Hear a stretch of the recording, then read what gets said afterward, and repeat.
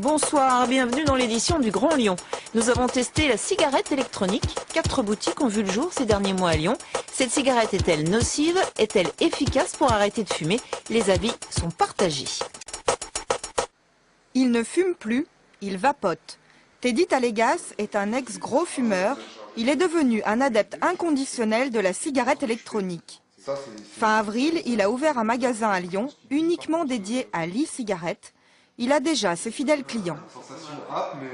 Je peux fumer dans un lieu public, c'est pas nocif, ça gêne pas autour, il n'y a pas de goudron, il n'y a pas de papier. Donc on a le choix, vous pouvez prendre avec ou sans nicotine. La cigarette électronique contient une cartouche remplie d'un liquide aromatisé avec ou sans nicotine. Le liquide se transforme en vapeur lors de l'aspiration. Cette alternative au tabac n'a cependant pas encore fait l'objet d'études poussées. Pour le docteur Materne, le principe de précaution s'impose pour 2 raisons. On n'est pas sûr que ce que l'on aspire en cigarette électronique soit vraiment complètement connu. Il n'y a pas d'études qui montrent l'innocuité totale du produit. Et la seconde raison, c'est que on ne peut pas non plus juger de l'efficacité de ce produit parce qu'il n'y a pas d'études non plus sur l'efficacité du produit. Une opinion que ne partage pas le docteur Raoul Arf. Pour lui, aucune inquiétude à avoir sur les risques potentiels de l'e-cigarette.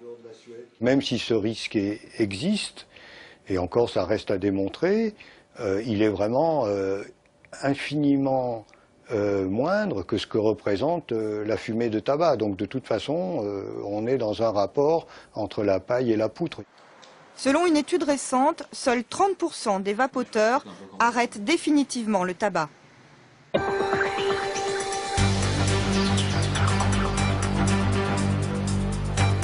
Bonsoir, bienvenue dans l'édition du Grand Lyon. Nous avons testé la cigarette électronique. 4 boutiques ont vu le jour ces derniers mois à Lyon. Cette cigarette est-elle nocive? Est-elle efficace pour arrêter de fumer?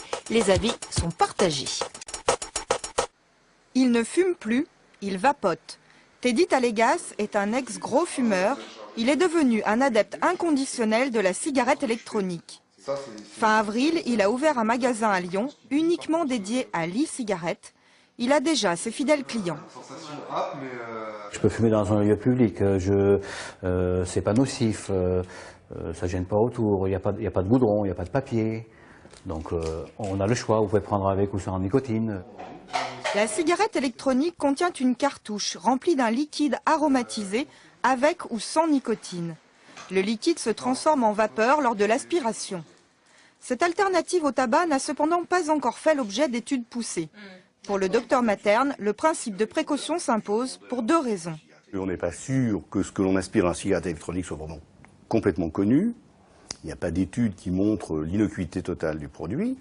Et la seconde raison, c'est que on ne peut pas non plus juger de l'efficacité de ce produit parce qu'il n'y a pas d'études non plus sur l'efficacité du produit. Une opinion que ne partage pas le docteur Raoul Arf. Pour lui, aucune inquiétude à avoir sur les risques potentiels de l'e-cigarette. Même si ce risque existe, et encore ça reste à démontrer, il est vraiment infiniment moindre que ce que représente la fumée de tabac. Donc de toute façon, on est dans un rapport entre la paille et la poutre.